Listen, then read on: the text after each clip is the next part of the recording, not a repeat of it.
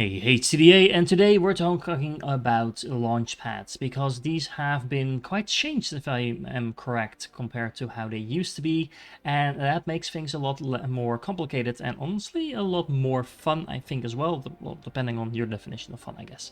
Anyway, the launch pad requires some oil to actually work and a hefty bit of power as well, but not too many complicated resources, and that allows you to transfer items from one zone to the next, and that is extremely interesting, but it is worth keeping in mind that unlike before, when I think you could just launch it to the next sector and that would magically appear in your core, now you need the landing pad, and the landing pad is pretty straightforward. It's pretty cheap to build as well, but you are going to need water in order to make sure you can actually receive items. And not just any water, 1500 water per launch. Now, considering you can get one launch per 30 seconds from a launch pad, that means that per launch pad that is sending something to the landing pad, you are going to need 50 water per second incoming into the landing pad. So if you have two launch pads firing at a single landing pad, because you can do that, then you are going to need 100 water per second, 2 times 50. All of that means that the salt flats are probably the worst zone ever to use launchpad in because, well, you have zero natural water here. Of course, you can use the water extractors to get some water going, but that would be extremely expensive and honestly quite tedious as well. You would need about 9 of those water extractors just to fuel a single landing pad, and not to mention you would need oil. So all in all, this is going to be complicated if you want to send and receive items from this particular sector. So I decided to go a completely different route. Instead, what I'm going to do is I am going to use some of my safe zones to kind of redesign a whole exporting facility and kind of make that modular. So in order to make that a little bit easier, what I'm going to do is I'm going to import some of my thorium to this zone over here. These are the windswept isles. I've been using those as my kind of like my launching base for most of the early game. However, there's a couple of things that are not here, and thorium is among them. So just by importing thorium, I have pretty much all the required base resources that I need to really transform this into a modern base. Now remember, this zone cannot be attacked. There's no neighboring zones if you look on the map. So we don't have to be worried about defense on this particular map anymore. So what I can actually do is I can just take out everything I have over here and replace it with the modern equivalent of that type of resource. Now, before I do that, I do want to make sure I have enough power, so I'm going to set that up first. And this little facility over here is not going to win any prizes for looking good, but it is going to produce a massive amount of power, as you can see. So this is all spinning up. I'm sitting on a very large surplus of power, despite producing quite a bit of stuff along the way. And that means that I can take everything to the next phase, which is pretty much deleting my entire base with the exception of the receiving launch pads. But remember, these don't actually need power. They do need water, but I can use the normal pumps, the base pumps, to get the water in. And this is just going to make sure that I can redo my entire facility without any time stress or anything like that, because remember, this zone is not under attack. And I can make use of all the more advanced resources I now have at my disposal. I also want to make sure I upgrade my nucleus, or my core I should say, to a nucleus, so I have the maximum amount of storage space, and then I am going to do something really fun. And that is setting up little production facilities like this. This is completely running on things like air blast drills, with the exception of an occasional laser drill where I kind of just ran out of space. But other than that, plastinium conveyors, making sure I have not only maximum input but also maximum throughput. And yeah, you can see this makes it a lot easier to just chain a lot of production facilities. In this case, these are production facilities making silicon, and then I can start exporting all of that stuff through my launch pads. Now, of course, I do need to have enough water on the receiving end, so unlike before the changes where you could just spam this at the zone and it would pretty much have infinite resources, that is no longer the case, which I think is probably an improvement considering for balancing reasons the other type of approach is fun, but doesn't really make a lot of sense in terms of balance.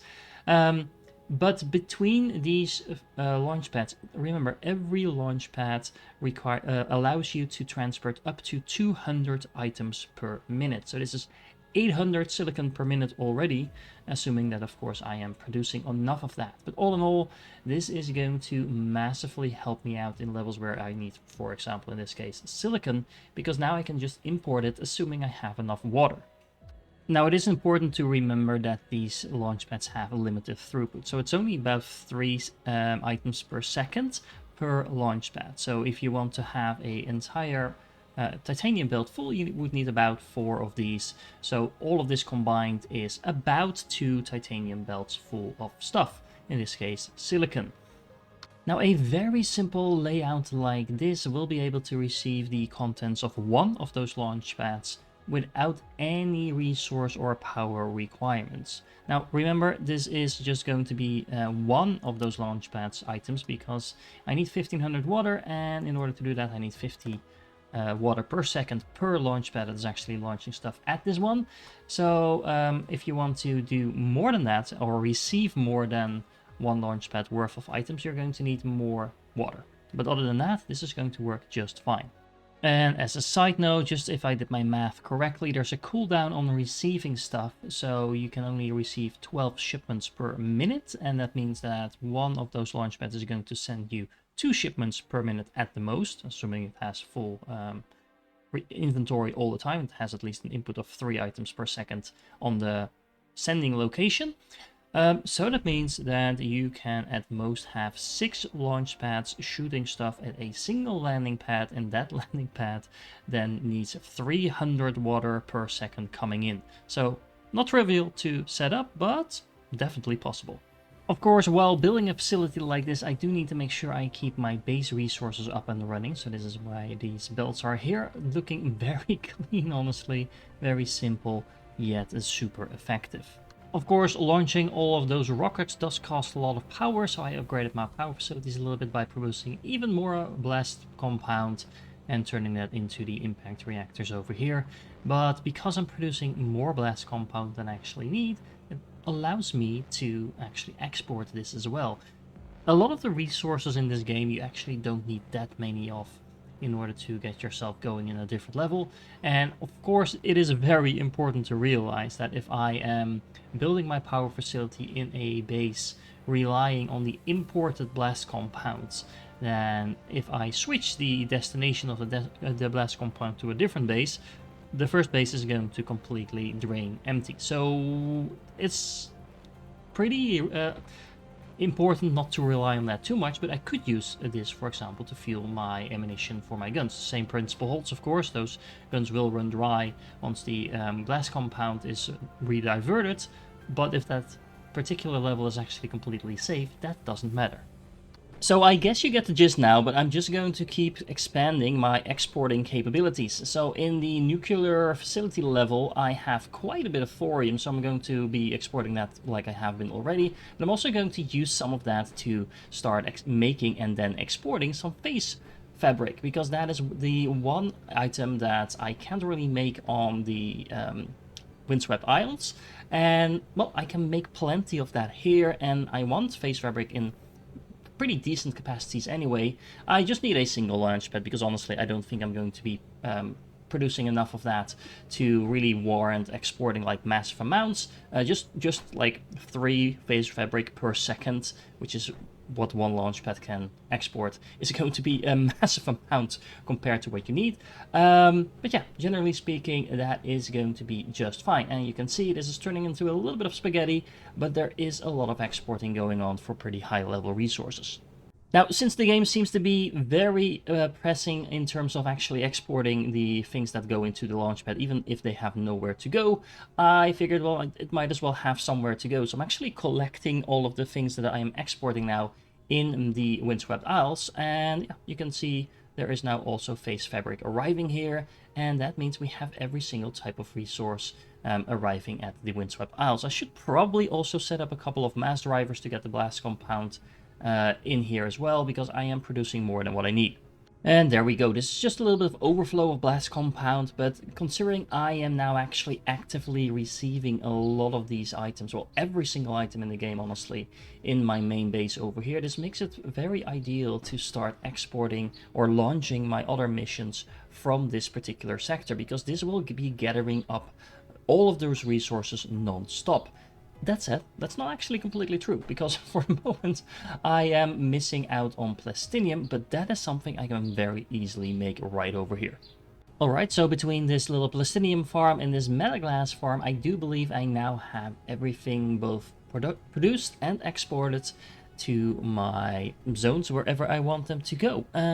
Well, actually I don't, because these are flowing into my main base, and I started setting up a little oil production facility over here, but of course I do need to add some landing pads. Alright, and there we go, and I do believe that probably one launch pad for each of these resources is probably going to be enough to satisfy whatever needs I might have elsewhere on the map. Alright, and there we go. I am now producing all the resources that I need for my expansion, either on this map I should say, or I'm importing it from maps where I am producing that. And this is going to make the Windswept Isles a perfect landing base. Remember, it cannot be attacked because there's no hostile zones around it, and that just means it can just sit here and gather resources while I conquer other maps and then a rinse and repeat. It's actually really exciting. I didn't really realize how these landing pads would work, but yeah, all in all, it looks very promising, and I look forward to doing that. Now, I'm going to keep this episode separate from everything else, mostly because it kind of stands on itself and it might not interest everyone who's following along with my playthrough and actually conquering maps, but I did feel it was important to kind of walk you through how I've set this up. I can import this, all these base resources now pretty much anywhere else except for lead and copper, because I honestly don't think I'm going to need to import that, and slag and sand, things like that. Just anything that actually requires buildings to produce other than miners, I am actually exporting now to wherever I want it to go. And I think that is probably going to be enough. Now, could you pretty much just build on this and make like 10 launch pads launching whatever you need? Yes. Do you need to do that? I don't know. I think not. I might be wrong on that, but it's probably going to be overkill. Either way, I hope you enjoyed this one. If you're still here, you were awesome, and I do hope to catch you in the next one.